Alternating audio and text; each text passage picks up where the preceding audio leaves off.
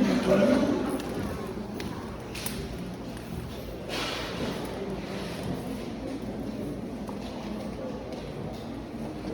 Daddy is the sweetest daddy. Daddy is the most handsome. The smartest.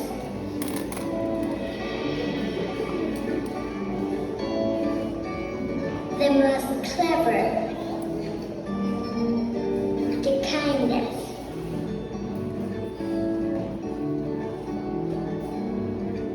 He is my Superman. Daddy wants me to do well at school. Daddy is just great, but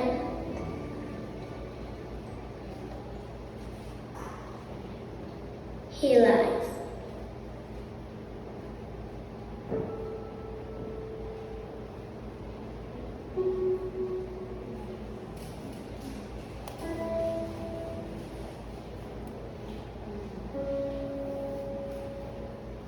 He lies about having a job.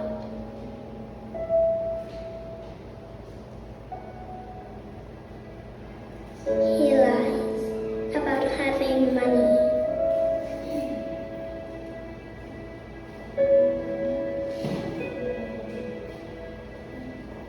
He lies that he's not tired.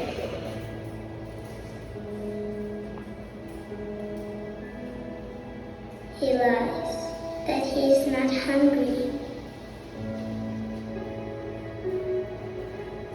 He lies that we have everything.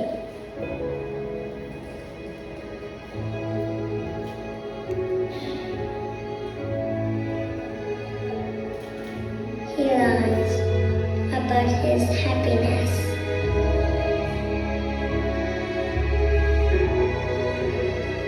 He lies because of me.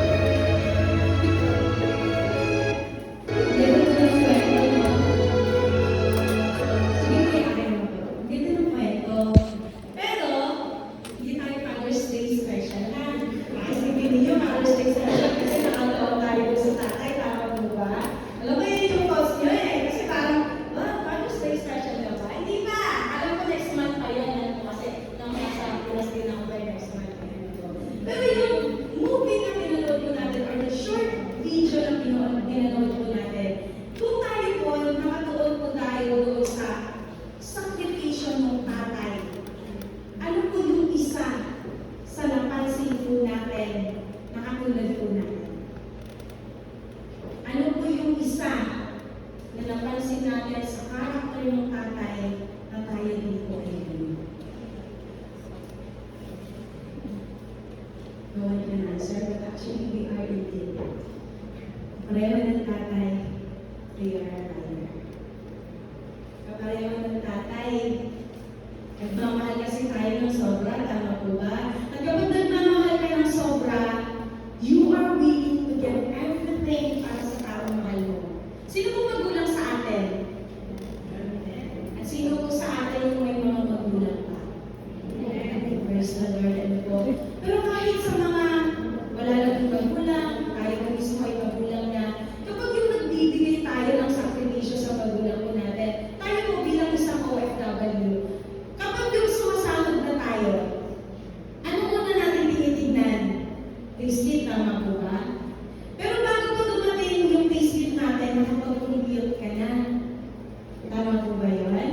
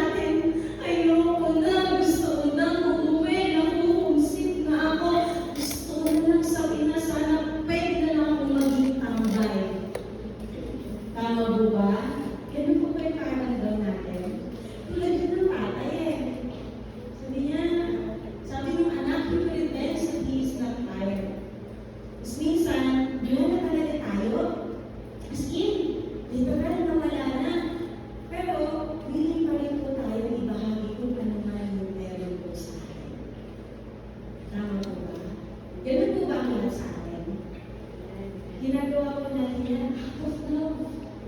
Ginagawa po natin yan, nagsasakripisyo po tayo para lang mapasaya yung pamilya natin, para lang mapasaya yung mga tao na nagmamahal o yung pinamahal natin. But vice versa, ano po? Yun yung ginagawa natin eh. Lahat po tayo, wala po hindi dito.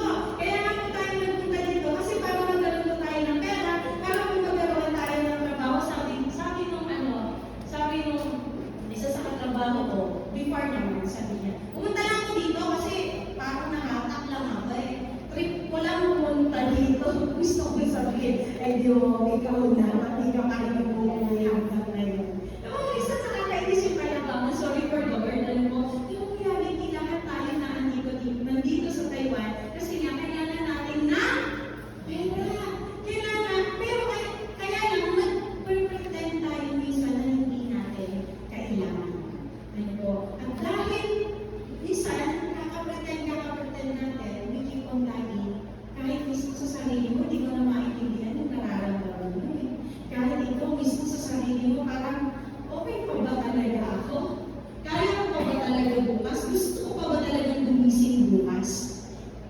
Minsan ba dumating na po ba tayo sa punto ng buhay natin na ganyan? Yung parang breakdown ka na, yung parang, Lord, gusto ko na lang matulog ng mahaba eh. Dumating na po ba tayo sa punto ng buhay natin na ganyan? Wala po na po, pero reality sila sa ating lahat. Lalo-lalo na mga first-timer, mga bata pa. Mga bata na mga nandito sa Taiwan ngayon eh. Di ba? Isang dekada ng edad ko, ang bihip. Kaya hindi naman din talaga. Mga 12 years ahead. 12 years ahead na ako sa kanila, hindi lang eh. Makikita mo, tapos pag nakausap mo sila, gusto na yung mama ko. Kasi bata ka. Nandito at the wrong age, sabi sa'yo, ate, nulungkot ako. Pero makikita mo sila, ang saya-saya nila, pero pag kinausap mo, one-on-one, ang gusto ko na umiyak, pero kailangan ko ba magpapalala. At sa panahon na yun, minsan hindi na natin din alam kung tayo saan tayo mag-open, tayo na tayo mag-open. Isa gusto mo na lang itago at madalas, kapag may problema po tayo, gusto po natin ang dala po tayo sa bedroom at natin, diba? I've been there. I've been there. Nandun din ako sa mga panahon na mga tayo nagdibigil ko yung sarili ko. Nandito ako sa church. Church ako morning, mag-uwi ko ng hapon. I can't build myself kasi lubog na lubog dito ako. Lahat po tayo pinagdaanan po natin yung mga sitwasyon na gano'n po. At kapag gano'n na yung sitwasyon po natin, saan po tayo madalas tumatakbo? Kanina po tayo madalas tumatawag. Kasi hindi ka tumawag sa bahay eh. Kasi kung tumawag ka, dahil magbago sahod, hihiripan ka lang. Pagpapadagdag ng kanila, tama mo ba? O kaya naman pagkatawag ka sa kaibigan mo, instead na ikaw yung mag-run, instead na ikaw yung mag-open up, siya pala yung dagdag ng daldal. Ay di naman natin naman ng pagkakataon para i-open yung sarili mo, tama mo ba? Isang hirap humanap ng tao makakaintindi sa atin eh. Minsan ang hirap humanap ng mga tao dahil akala nila, you're so strong, wala ka nang pinagdadaanan. Dahil akala nila, you put that big smile in your face, akala nila, hindi ka na nalulungkot. Ano po, sa panahon na iyon, sino po ba yung madalas nating kakampi? Sa panahon na iyon, kanino po tayo tumatakbo? Ano niyo po ba yung iba madalas sa atin yung ganyan na yung nararanasan natin?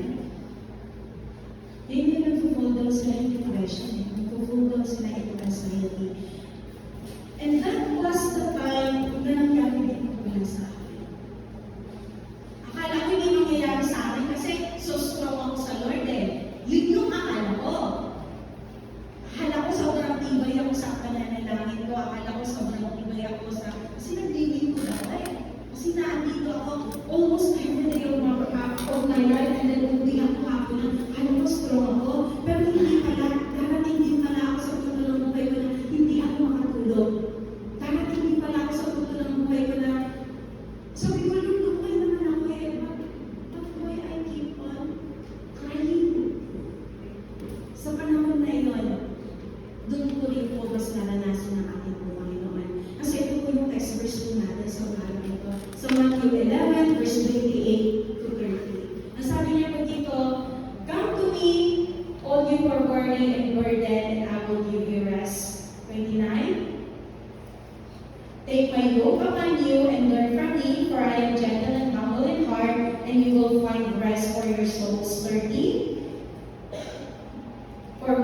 is easy and my burden is light. Purihin niya po ang salita ng ating Panginoon. So yun po, no?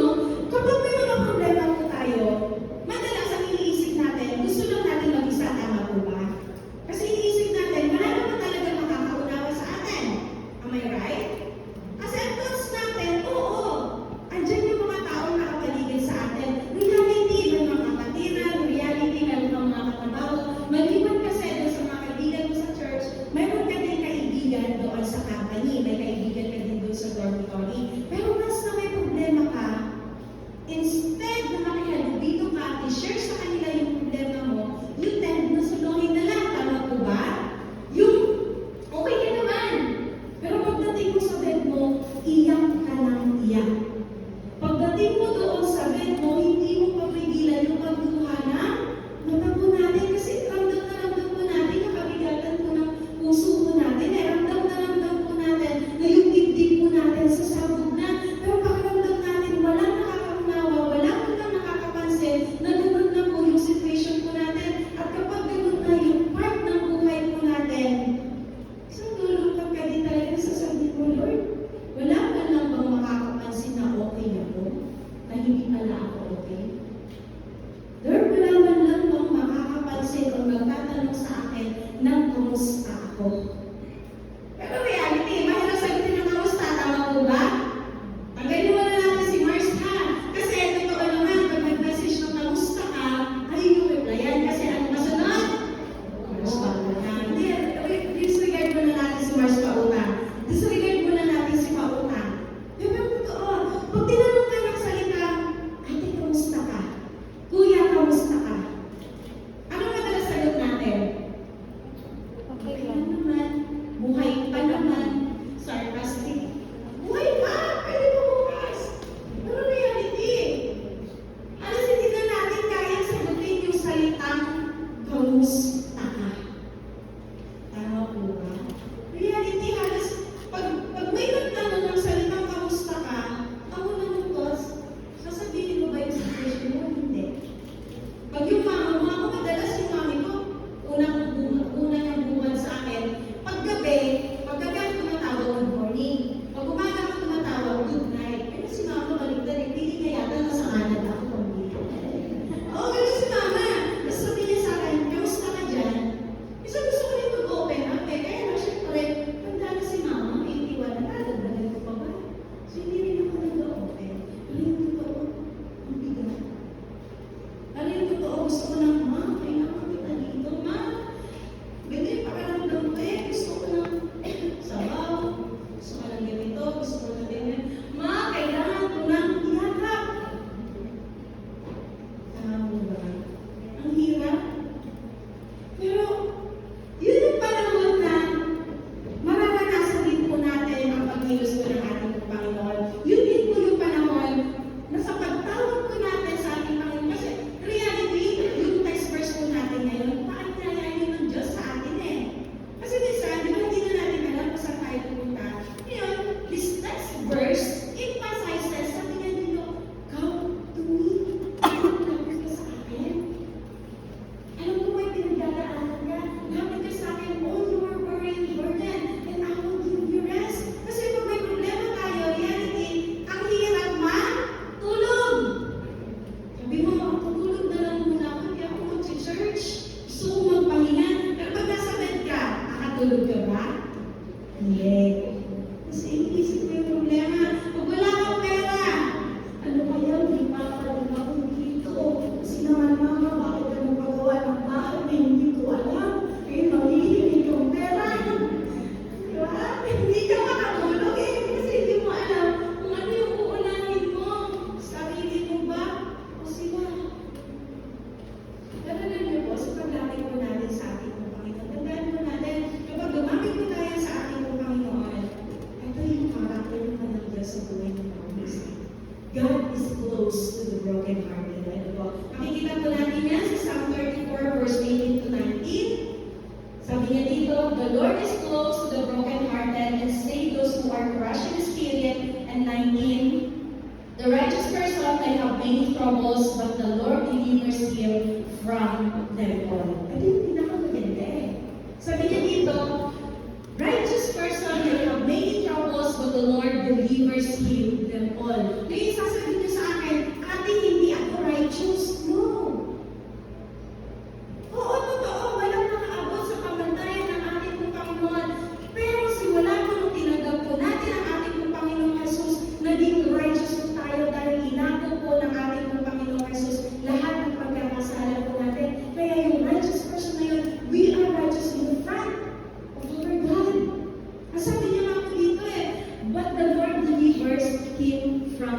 Panginoon.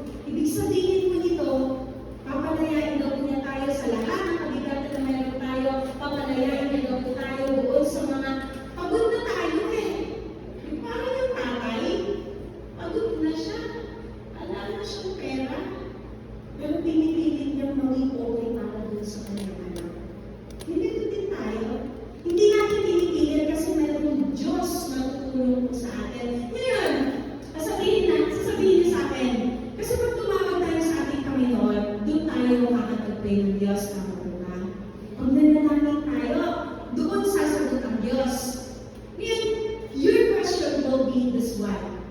Ate, nag-pray naman ako. Pero bakit hindi tumugon ng Diyos? Ate, nananamig naman ako eh. Pero bakit ako wala kasagutan? But this is the real question. Hindi yung tanong ninyo. This is the question. Ilang beses po ba tayo tumawag sa Diyos? Ilang beses po ba tayong nanalangin sa ating Panginoon? Isa? Dalawa? Tatlo? Apat? Ate, ilang buwan na ako nananalangin. Pero hindi pa rin ko tumutuloy ng Diyos. Kaya tumigil ka. Napagod ka. Gusto ganun eh. Tapos pagparamdam natin kapag tahimik ang Diyos, hindi kumikilos ang Diyos, tama po ba? Kapag walang nangyayari doon sa pinakanalangin natin, pakiramdam natin, wala rin ginagawa ang ating pong Panginoon eh. Pero hindi po yun. Kaya po tahimik ang ating pong Panginoon, kaya hindi niya po agad binibigay sa atin yung mga panalangin. Sagot sa atin yung mga panalangin kasi inaayos niya lahat. Hindi na nag-genie ang Diyos. Kapag sinabi natin na, Lord, kailangan ko ng pera. Genie, 50,000. 5,000. Saan ko? Kasi hindi genie ang Diyos eh. Pag kailangan ko ng pera, magtrabaho ka. Diba? Kailangan ko ng pagkain, magluto ka. Maliban na lang, kung mayroon ka katrabaho, mayroon kang binabag, ang tagapagluto sa iyo. Pero ganoon pa rin yun. You need to take effort. Ano po, kasi in reality, parang nakuha po natin ang kasagutan doon sa mga panalangin natin, kailangan din po natin ng action. Because action, the faith without action is dead. Ano po? Kaya kailangan, kapag tayo po ay nananalangin sa Diyos, bigat na eh. Lord, kailangan ko ng kalaan. Lord, kailangan ko ng kasagutan. Lord, paano pa ako makakaalis sa maling relasyon na mayroon ako? Lord, ano bang gagawin ko? Kailangan ko ng pera. Lord, ano bang gagawin ko? May sakit yung nanay at tatay ko. Kasi minsan ang ginagawa natin, isang prayer, pangalawang prayer, ate, pag-pray mo nga ako. Dahil pinag-pray ka na ni ate, pinag-pray ka na ni kuya, pinag-pray ka na ni pastor, hindi ka na nag-pray. Sabihin tayo. Kaya ang sabi ko ng ating Panginoon, 1 Thessalonians 5:17, pray without ceasing. Pray no day. Diba? Dapat hindi daw po tayo nanginigil sa pananalangin natin. Dapat patuloy tayo hanggang sa hindi po natin nakakamal yung panalangin natin or kasagutan po sa panalangin natin. Kailangan nananatili po tayo tumatawag sa ating Panginoon. Hindi po tayo tumitigil kahit na nakamit mo na eh. You still keep on praying. Why? Because we give thanks to the Lord. Ano po? Hindi po pwede nyo. Ay, nabigay ka sa iyo. Minsan pinalimutan mo yung kasi Lord, kailangan ko ng papunta mo ng Taiwan. Nung pumunta ka ng Taiwan, kinalimutan mo lahat ang pangako mo sa Kanya. Ngayon, pagdating mo dito sa Taiwan, nahihirapan ka sa sabihin mo, Diyos, Lord, pagod na ako. Let me remind you of your promises to the Lord. Ano ba yung binitawag natin salita sa ating Panginoon? Ano po ba yung pangako natin? Kasi ang Diyos, tapat siya sa lahat ng kanyang salita eh. Nung lumapit tayo, may bibitahan tayo ng Diyos. Come to me. Bibigyan kita ng kadaanan. Lumapit na lang tayo. Kaya lang pinalimutan natin ang lahat ng sana. Bumalik na lang tayo sa sitwasyon na nahihirapan at nabibigyan na tayo. Ngayon, babalik na naman tayo doon sa salita ng Diyos. Come to me. Ngayon, kapag may mga problema po tayo mga kapatid, nandiyan na kasi problema, nandiyan na naman po, tama po ba? Sino po walang problema? Pero po pakitaas yung kamay.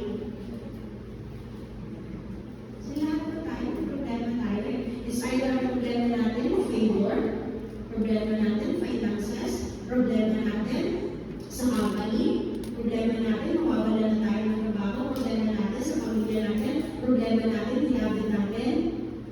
Minsan nakakakakit sa problema natin sa bilabid, lalo na yung mga single. Ang bihira, single ka pala, pero jowa ka na, sorry for Lord, ano ko. Minsan, girls, open ko.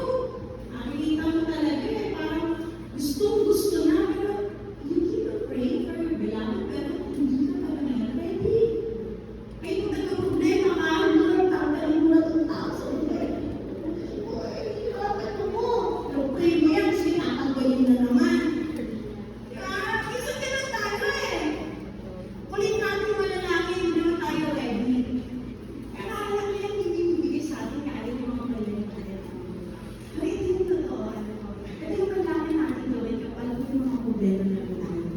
Ito yung kailangan natin attitude, character. Dapat natin gawin kapag may mga problema na po tayong kinakaharap, kapag dumarating na, pag nangangalapit na sa Satan sa atin. Kasi ito tandaan ninyo mga kapatid, kapag po tayo may mga problema, kapag po tayo may mga pinagdadaanan sa buhay, ang ibig sabihin po niyan, testing of faith. Kaya yan nasa sa inyo kasi alam ng Diyos, kaya mo. Kaya iyan pinagdadaanan mo kasi gusto ng Diyos na mag-mature ka. Hindi yung may problema ka na nga, nagtatanggos ka pa. Hindi yung may problema ka na nga, sasabihin mo, ayoko lang mag-church, nagkakaroon ng problema. O bakit pag nanatili ka pa sa bahay, wala problema? Outed ka. Bakit? Pag hindi ka makutin dito, natatapos ang problema mo, babalik ka rin dito, babalik rin tayo sa Diyos. Tama to ba? See? So ito po yung kailangan po natin gawin. Para po, yung mga problema po natin ay malampasan po natin. Ito po sasabihin ko sa inyo, nangyari din po sa akin mga kapatid. Mamaya, ano po kayo sa inyo? Nangyari din sa akin yan. Pero unang-una, na kailangan po natin gawin kapag andyan na yung may problema. Una-una, run to God. Ako ka agad sa Diyos. Diba? Alam mo nang meron Diba yung sabi na, papagawa ko ng bahay. Kung isip-isip ka na, saan ka may kukuha ng pera? Sabihin mo ngayon din sa Lord, Lord, Philippians 4:19, mag-withdraw ako sa'yo kasi wala talaga akong pera. Nakarating ko lang ng Taiwan, pero si Mama gusto nang magpatayo ng 2-story house. Ako agad sa Diyos. O kung isipin saan ka kukuha pero kung isipin saan ka mangungutang, o kung isipin saan ka magsasalan ng ATM, marami ganun Marami kasi dito, magpapautang. 5% tubo. Bakit pag nagpautang ako, hindi ka, umutang ka ba? Hindi ka malulog mo? So, alam mo mga problema sa 5% tubo yun 5%, 3%, hindi ka alam kung ilang percent. Kumakalapit pala ang problema. Si Mama, si Papa, si anak. Sabi niya, maganda yung pakiramdam ko Sabihin mo na kaya magpa-check up. Alam yung nangyari sa akin nung nakaraan, panggabi pa lang ako. Tumawag si Mama sa akin. Tawag siya, iyak siya nag-iyak. Sabi niya, naku, sakit ng tiyan ko. Sabi ko, hindi magpa-emergency ka na. Tapos sabi niya sa akin, paano magpa-emergency? Wala akong pera, pambihira ka, kapadala ko lang. Emergency na ako, tinawagan ako ba, doktor? Nakulit ni Mama Di ba? Start pa lang. Gawin mo na kung ano yung nararapat. Kung kailangan ng doktor, magpa-check up ka agad. Kasi Mama sa akin, walang tumakbo kasi wala akong pera. Isip ko kahapon lang ako nagpadala, papadala ko ulit. Ang dinagawa ako ni Mama. Nagpadala ako gumaling. Totoo naman. Alam mo, makakasipay ko sabi ko, makakasipay ko lang sa church magiging grade. Tapos tatrabahan ako ngayon kasi PRM. Padala naman ako. Umutang pa ako sa kasama ko. Wala akong pera ang dala Pag uwi sa ako binayaran. So talaga ako nagdadala ng pera. Okay na bukas sasabihin, kita ko kayo na ako magaling ka. Kaya kami, hira si Mama. Di ba totoo? Diba may problema ka kasi battered din ako. Maganda na Masakit yung dyan. Pero sakit lang po kasi talaga yan. Ano po, she was operated dun sa kanyang gallbladder. Wala siyang gallbladder. Makulit! Sinabi na nga bawal, huwag kang kumain. Ano yung sabi sa akin? Bakit kailan ako kakainin? Pag mamatay na ako? Kulit mo matanda,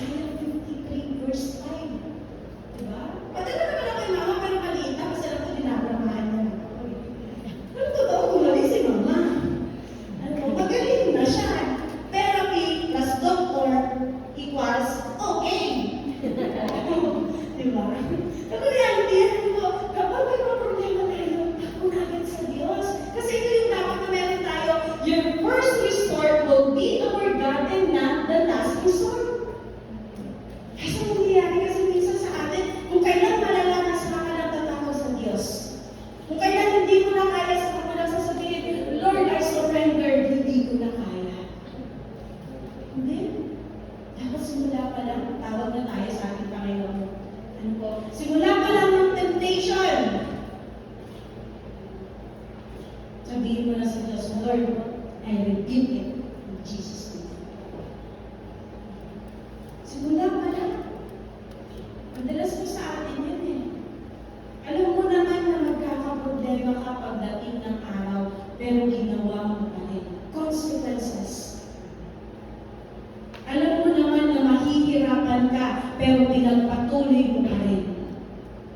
Minsan din natin kasi inuuna ang Diyos eh. Hindi mo dala sa atin. Pero dapat una pa lang, sabi nga, isama mo lagi ang Diyos sa lahat ng planuhin mo sa buhay. Nag-decide ka pa lang, may lumalapit ng problema sa iyo, takbo ka agad sa atin po, Panginoon. Tandaan mo natin mga kapatid, sino mong lumapit sa atin po, Panginoon, na kailanman na hindi niya ipapahiya. Makikita po natin yan sa Romans 10 verse 11. Ang sabi nga po dito, Romans 11, as the scripture says, anyone who believes in Him will never be put to shame. Hindi po tayo papahiya ng ating Panginoon. Dahil kung papahiyahin lang ako ng Diyos, hindi niya pinagaling ang mami ko. Kakulit ng mama ko, everyone. Kung ako ngayon ng nicho, magkaganto, ang ganyan. Sabi niya, hindi yan ang masarap eh. Hindi okay. So sige. Tapos magpapray na lang ako, Lord, masyado din ako sa basic ako. Lord, tanggalin mo makakasama. Magkain ng mama ko. Ano reality ko yan? Hamon po tayo kaagad. Run to God! Punta lang, sabi naman ng Diyos, come to me. Sabi mo tayo sa gitna. Diba? Habang ang Diyos naghihintay sa iyo, ikaw naman tumakbo ka na kaagad. Lord, ano gagawin ko? Lord, may sitwasyon na ganito. Ano ba yung dapat ko gawin? Lord, saan ang pagpipilian ko? Really, I choose between Poland and here. But yung best friend ko sabi niya, dito ka na lang. Diba? Wala decision yung best friend ko sa buhay ko. Makinig naman muna. Alam mo yan, ano po? Ako tayo sa ating Panginoon. Sabi nga po dito, kapag pumunta tayo sa ating Diyos, hindi niya naman po tayo makayaan na hindi makuha ang isipin natin. Hindi mawawala yung kabigatan po natin. Sabi nga po sa Psalms 50 verse 15, and call on me in the day of trouble, I will deliver you, and you will honor me. Gumaling sila sa Diyos ang lahat ng papuri at pagsamba at paglalim. Hindi mo honor me. I will honor the Lord. Whatever it is. Lord, ang bigat. Pero gumaan. Lord, thank you kasi nakaiyak ako. Lord, Philippians 4:19, pinamawagan mo naman. Hindi naman po tayo pinagkulang ng Diyos. Tama po ba? Kailan po tayo pinagkulang ng Diyos? Wala kahit minsan. Kaya tayo nagkukulang. Tanggalin mo si Shaki, tanggalin mo si Shein, sigurado ako makakaipon ka. Amen. Sabi ng mga pala-ano. Makikita yung mga gamit ng mga workers. Puro Shein yan. Ano? Ang tanggalin niyo yan. Tingnan nyo. Ayaw ko kayo paunti-unti. Pero sabihin ko, kidding aside, ano po mga kapatid? Kidding aside. Call on me in the day of trouble, and I will deliver you, and you will honor me. And then pangalawa, kailangan nyo natin tandaan. May every time mo ba ako yan? Ano po pangalawa? Sabi niya dito, tayo magpapakala sa Diyos, walk with God. Lumakad ka na sa mga ating Panginoon. Kung kailangan po natin ang lumakad sa Kanya eh. Sabi dun sa text verse natin, take my yoke upon you. Ano ba yung yoke? Alam niyo yung sa suga ng kalabaw? Yung sa ulan, sa Ilocano? Sa Ilocano dito? Kung nilalagay sa liig ng baka, nilalagay sa kalabaw. Kasi kaming bata, meron talaga kami nun kasi marami kaming marami kaming kalabaw eh. Yung kapatid ko, nilalagay niya lang yung kalabaw. Ihinahin niya na yung kamiton. Ay, yung kamiton na yun, puno-puno ng lahat ng namin sa bukid. Tapos yung yoke na yun, in our biblical, sa ating pinag-uusapan ngayon, in-explain ko lang sa inyo kung ano yung yoke. Yung yoke na yun, kapag ang dala-dala mo, is for example na lang, ikaw mismo yung may yoke sa liig. Kapag lalaki, yung kapalabaw. Yung kapalabaw. For example lang, may yoke tayo. Meron tayong dala-dala dito. For example lang. Tapos ang dala-dala mo, lahat ng mabigat ng mundo. Problema sa pera, problema sa ginagawa, problema sa magulang, problema sa company. Ano ba bang problema na meron ka? Alam mo eh, sa ako madalas ko lang na-encounter. Ang madami tayong problema, pinakaharap. Alam mo na, pinakamahirap. Just imagine, yun yung lahat ng dala-dala mo. Kamusta po ba tayo? Makakausap ko ba? Diba hindi? Kasi bigat eh. Pero sabi ng Diyos, take my yoke upon you. Dahil tumakbo na tayo sa ating Panginoon, ibinigay mo na sa Kanya lahat ng problema natin, ibig sabihin gumaan.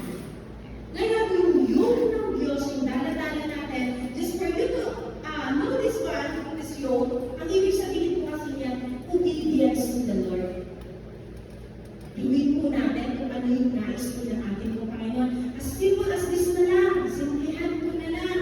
Ano ba yung obedience na yun? Sabi niya doon, love the Lord your God with all your soul, with all your mind, with all your strength. Mahalin po ang Diyos. Pero reality, ito po kasi yan, kapag nagmahal ka, kaya mo bang saktan? Pag mahal mo yung isang tao, magagawa mo po ba siyang saktan? Di ba hindi? Okay lang masaktan ka, wag lang siya. Tama po ba? Yan tayo eh, pati. Babae, kadalasan. Pero sabi na dito, take my yoke upon you. Kung yun lang po yung gagawin natin, hindi pa po ba natin susundin ang ating Panginoon? Hindi pa po ba tayo kailangan na kasama natin ang Diyos? Sino po nakakaalam nung poem na Footprints in the Sand? Alam na po nakakaalam. Sino kailan ko siya? Hindi na ako magtuturo pero alam mo sino kailan ko dito. Alam po, Footprints in the Sand! Alam mo nakakaalam mo kwento na naman? Kasi nakalog ko po siya.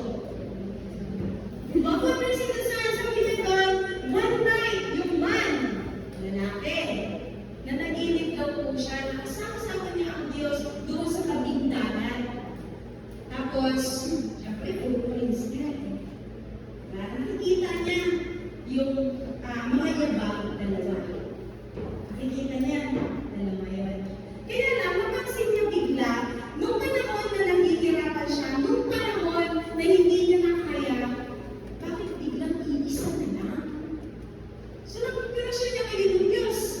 Question niya, and ask the Lord. Sabi niya, Lord, bakit ang panahon hindi ko na kaya, iisa na lang yung nakikita ko? Bakit iisang yabang na lang yung nakikita ko? Alam niyo po ano sagot ng Diyos naman? Kasi nung panahon na hindi mo na kaya, nung panahon na hindi ka na makatayo, nung panahon bulog na tulog ka, nung panahon hindi ka na makakakot. Hindi natin footprints yun, footprints ng Diyos yun. At ganun po tayo kapag lumakad po tayo nakasama po natin ang ating Panginoon. Hindi na natin kaya, nilaban po na sa ating Panginoon, then trust the Lord with all your heart. At sabi nga po doon sa Proverbs 3 verse 5 to 7, Proverbs 3 verse 5 to 7, trust in the Lord with all your heart and lean not on your own understanding. Magtiwala daw po tayo sa ating Panginoon. In all your ways, submit to Him and He will make your paths straight. Kaya, hindi natin kaya mag-isip ng tama kapag may mga problema tayo eh. Now, trust the Lord with all your heart. Pagkatiwala mo na lahat, surrender everything to the Lord. Kasi sabi nga po dito sa Deuteronomy 31 verse 8, sabi na dito, I will never leave you nor forsake you. Kahit minsan hindi po tayo pababayaan ng ating Panginoon, kahit minsan hindi niya po tayo iiwanan. So, walk with God. So, mabilisan ko na. Kasi nasa-third na ako. Pangatlo, last na. Okay, mag-alala. Sabi niya dito, tumakbo ka na sa Diyos, lumakad ka na, kasama niya. Then the third one, rest in His promises. sinasabi niya dito na learn from me. Learn from me. Matuto ka na sa akin, anak. Katulad na sinabi ko sa inyo kanina, mga kapatid, ate, kuya, hindi kayo nagdadaan sa mga problema na iyan ng dahil trip lang ng Diyos. Hindi po kayo dumadanas ng kalungkutan o lahat ng kabigatan dahil pinagbigyan niya sa Satan. Hindi po ganun yun. Kaya po tayo dumadanas ng lahat ng mga problema na yan kasi gusto ng Diyos maging matatag ka. Reality in our life, kung hindi po ako dumaan sa lahat ng pagsubok ng buhay ko, wala rin po ako dito sa harapan ninyo ngayon. Reality in my life, kung hindi ko naranasan mawalan ng pera, hindi ko po kapahalagahan yung trabaho na mayroon po ako. Reality in my life, kung hindi ko nakita kung paano naghirap yung magulang ko para sa akin, paano sila nasusugatan, paano sila napapagod sa buhay, hindi ko ako magsusumikat sa buhay ko. So, reality in life. Learn from me. Bawat nangyayari ko sa atin, may tuturuan ko ang ating Panginoon. Ito lamang po yung dapat tandaan natin sa buhay po natin. Philippians 4 verse 6 to 7. Sabi po dito, Philippians 4, do not be anxious about anything, but in every situation, by prayer and petition, with thanksgiving, present your request to God. And 7, in the peace of God, which transcends all understanding, will guard your hearts and your minds in Christ Jesus. Ano po? So yun po yung mga kapatid. Huwag daw po tayo mabahala. Do not be anxious about anything, but in every situation, with thanksgiving, present your request to God. Sabihin daw po natin sa ating Panginoon, yung lahat ang problema po natin. Rest in His promises. Dami kong pangako. Yes, eh. Pangako na po tayo. Pangako na po sa atin. Pangako po, Panginoon. Do not be anxious about anything. But in every situation, with thanksgiving, present your request to God. Sa lahat po ng panalangin po natin, lahat po ng meron po tayo, makakagawin po yan ng ating Panginoon. Kaya masabi ko doon sa Matthew 11, verse 28 to 30, pabalikan na po natin yung ating next verse. Come to me, all you who are burdened and burdened, and I will give you rest. 29. Take my yoke upon you and learn from me, for I am gentle and humble in heart, and you will find rest for your souls. And 30. For my yoke is easy and my burden is light. Mga kapatid, kung ano man po yung pinagdadaanan mo, pinagdadaanan din po ng iba. Hindi ka po nag-iiba. Maaaring you were just in that situation at this very moment. Pero hindi na po yan bago sa lahat. Nangyari po sa akin, mangyayari sa inyo, mangyayari sa bawat isa po sa atin na naandito ngayon. Ano po? Pero sabi nga po sa 2 Corinthians 4 verse 8 to 10, 2 Corinthians 4 verse 8 to 10, we are hard-pressed on every side but not crushed, perplexed but not in despair, persecuted but not abandoned, struck down but not destroyed. Ano po? Yan po yung sabi sa atin, and then we always carry around in our body the death of Jesus so that the life of Jesus will also be revealed in our body. Mahirapan daw po ba tayo ng mundo? Bigyan man daw po tayo ng napakadaming problema. Tandaan ninyo, hindi tayo kayang hibain at sirain ng kaaway. Amen po? At ito po yung panghawakan po natin, mga kapatid, na pangako po ng ating Diyos. Sa John 16 verse 33, sabi niya po dito, I have told you these things so that in me you may have peace. In this world you will have trouble, but take heart, I have overcome the world. Kung paano po nagtagumpay ang Diyos more than 2,000 years ago, ay hindi po tayo magtatagumpay sa anumang sitwasyon ng buhay po natin ngayon. Amen po? Amen. Yes, before tayo po ay tumayo at tayo ng pag